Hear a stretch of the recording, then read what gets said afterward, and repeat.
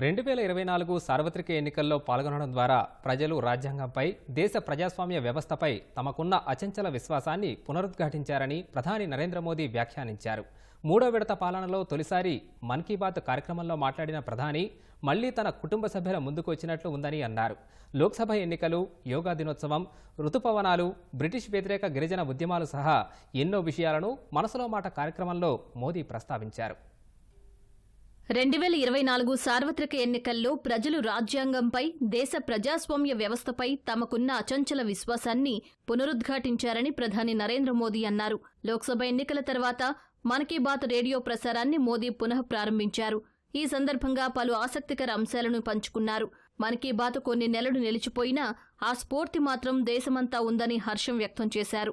లోక్సభ ఎన్నికలను ఉద్దేశించి మాట్లాడిన మోదీ ఈ ప్రజాస్వామ్య ప్రక్రియలో పాల్గొన్న ప్రతి ఒక్కరిని అభినందిస్తున్నట్లు చెప్పారు.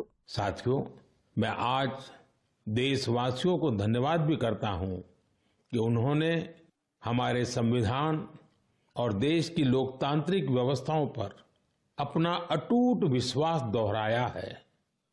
24 का चुनाव दुनिया का सबसे बड़ा चुनाव था। दुनिया के किसी भी देश में इतना बड़ा चुनाव कभी नहीं हुआ, जिसमें 65 करोड़ लोगों ने वोट डाले हैं। मैं चुनाव आयोग और मतदान की प्रक्रिया से जुड़े हर व्यक्ति को इसके लिए बधाई देता हूं. జూన్ 30 చాలా ముఖ్యమైన రోజన్న మోదీ గిరిజన సోదరులు, సోదరీమణులు హుల్ దివాస్ జరుపుకుంటారన్నారు.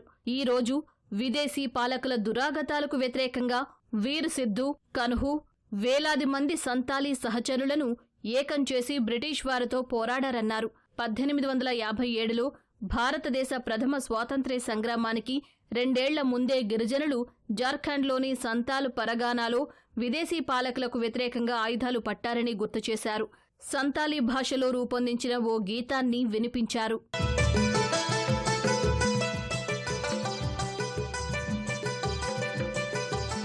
सीधा कनो बोल बुया मनावे 29 जन जहाँ दिसमरिया मरंग हुंदो संतल हुलका संतल हुंदो आंदोड़लिना इंग्रेज कानून भंगोड़लिना जुमी बंजो एसपीटी एकेला गोईना जंगारे पैगान साड़ी कने घाम जा उनको होले बुया होले होले. ఋతుపవనాల రాకతో ప్రజలందరూ సంతోషంగా ఉన్నారని ప్రధాని అన్నారు. ప్రపంచ పర్యావరణ దినోత్సవం సందర్భంగా మొక్కలు నాటేందుకు ప్రారంభించిన కార్యక్రమం గురించి ప్రధాని మాట్లాడారు. తల్లితో కలిసి లేదా తల్లి పేరు మీద మొక్కలను నాటి ఆ ఫోటోలను సామాజిక మాధ్యమాల్లో పంచుకోవడం ఆనందాన్ని ఇచ్చిందని వివరించారు. యోగా దినోత్సవం గురించి ప్రస్తావించిన ప్రధాని సౌదీ అరేబియా మహిళా యోగా శిక్షణ ఇస్తున్న విషయాన్ని వెల్లడించారు. వచ్చే నెలలో జరగనున్న ప్యారిస్ ఒలింపిక్స్ లో పాల్గొననున్న భారత క్రీడాకారులను ప్రధాని అభినందించారు. मुझे विश्वास है कि आप सब भी ओलंपिक खेलों में भारतीय खिलाड़ियों का उत्साह बढ़ाने का इंतजार कर रहे होंगे. हम सबके मन में टोक्यो ओलंपिक की यादें अब भी ताजा हैं. टोक्यो में हमारे खिलाड़ियों के प्रदर्शन ने हर भारतीय का दिल जीत लिया था. टोक्यो ओलंपिक के बाद से ही हमारे एथलीट्स पेरिस ओलंपिक की तैयारियों में जी जान से जुटे हुए थे. अब पूरा देश ये उम्मीद कर रहा है कि हमारे खिलाड़ी ओलंपिक्स में भी बेहतरीन प्रदर्शन करेंगे. इन खेलों में मेडल्स भी जीतेंगे और देशवासियों का దిల్ భీ జీతేంగే. మన్ కీ బాత్ 111వ ఎపిసోడ్ను కేంద్ర మంత్రులతో పాటు భాజపా పాలిత రాష్ట్రాల ముఖ్యమంత్రులు లైవ్లో వీక్షించారు.